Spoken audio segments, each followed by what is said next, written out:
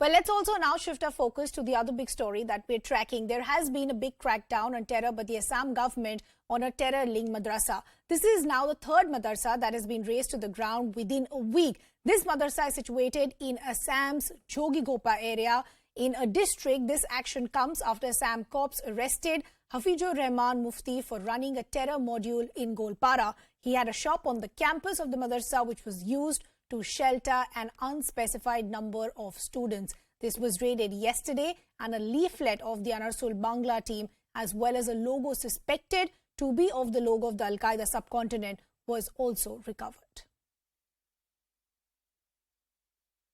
Currently, we are in Jogighopa in Bongaigaon, and you can see this is the madrasa, and this has been demolished by the district authorities. However, the first reason that has been sorted is that this has been made in a very unauthorized way, which is why it has been broken down. More than 200 students were studying in this madrasa who were asked to leave this place immediately after yesterday. The notification was made, and they had to leave this place immediately because since today morning the demolition of this place is actually on work. However, the other narrative that is coming is also of the SP Gwalpara, where he has stated about the recent arrest of Hafizur Rahman, and Hafizur Rahman was a teacher working in this madrasa. Hafizur Rahman has been arrested recently in regard with the Gwalpara module of jihadis, and a lot of objectionable materials has been seized from Hafizur, along with a logo suspected to be of AQIS, and also certain leaflets which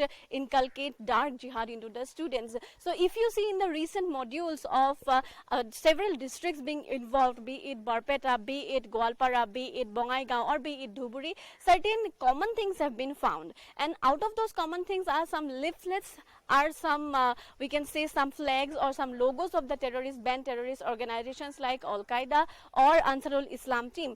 So such kind of things have been common, and such kind of things have also been found from Hafizur Rahman, who was teaching here as a teacher, and Hafizur Rahman was teaching more than 224 students in madrasa, and this was also a residential school. However, I have to tell you that in the recent modules we have also seen a connection of madrasas and masjids. Some madrasas which have been used for certain terrorist activities has been seen, and if we can just go back to the recent reports that we have filed, be it the madrasa in Moirabari, be it the madrasa in Gwalpara recently that we have visited, and today this madrasa. So a strong connection that has been seen in such cases is of madrasas and the imams, for which the Chief Minister of the state has also now talked about a new SOP for the madrasa teachers and the imams who will be working in the masjids and the madrasa schools in Assam. So this has so far been steps taken by the government. So we are yet to see how more things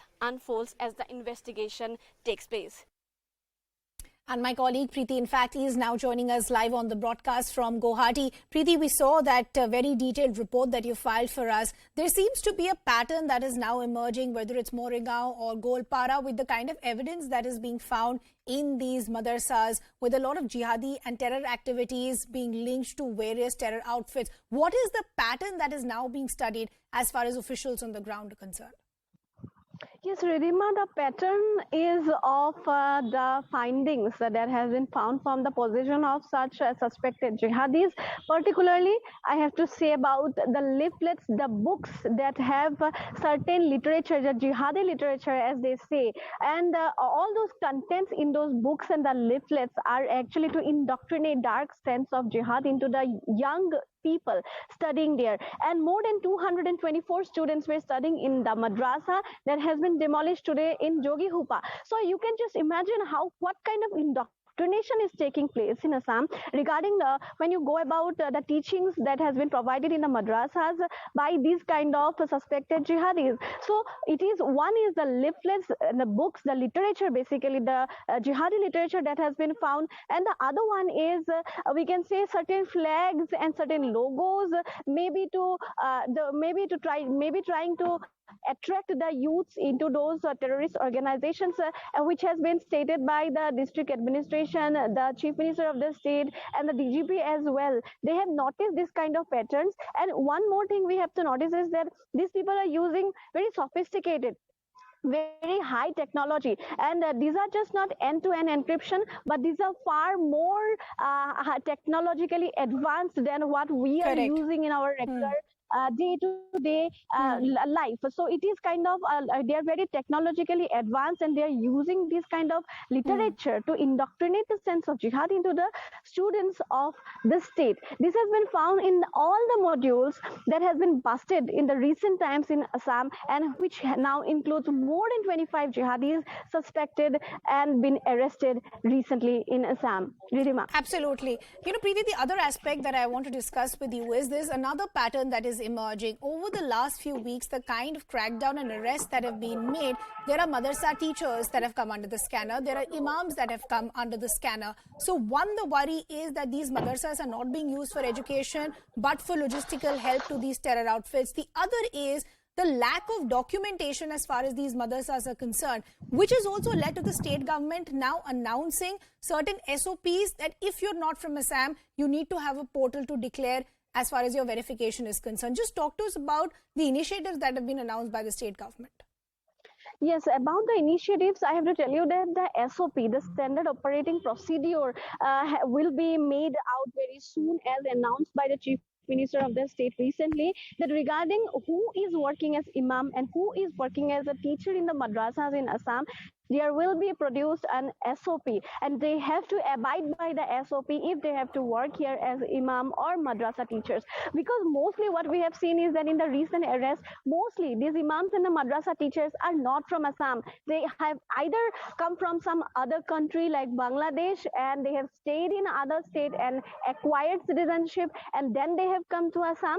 Such kind of things have been seen. So it has been made clear by the Chief Minister of the state that from now on there will be an SOP, and the imams and the madrasa teachers must have to abide by those SOP. But the point is here, Ridhima, that recently while we reported about the minority population increase at the borders and how radicalization is happening in the bordering state of Bangladesh and Assam in Dhubri, we could see that a lot of madrasas, unrecognized madrasas, were seen in the Chad areas. So first of all, maybe the accountability, how they will take account of all the madrasas being built, on the recognized and unrecognized madrasas being built, because recently a lot of government madrasas have been closed down by the state government as well. So how they will be taking account of the numbers of unrecognized madrasas in several parts of Assam, as this has been also stated by the Goria Moria Parishad. The local Muslims are also actually very much burdened by such kind of unrecognized madrasas that has been built in this state, and which abides by no rules and regulations, but yes, using a lot of them for the radicalization, for indoctrinating dark jihad into the youth in various places, various remote places in Assam. So this how this SOP comes up and how it works will be actually seen in the coming days. Ridhima. Absolutely. Preeti, I'll just request you to stay on with us. We'll come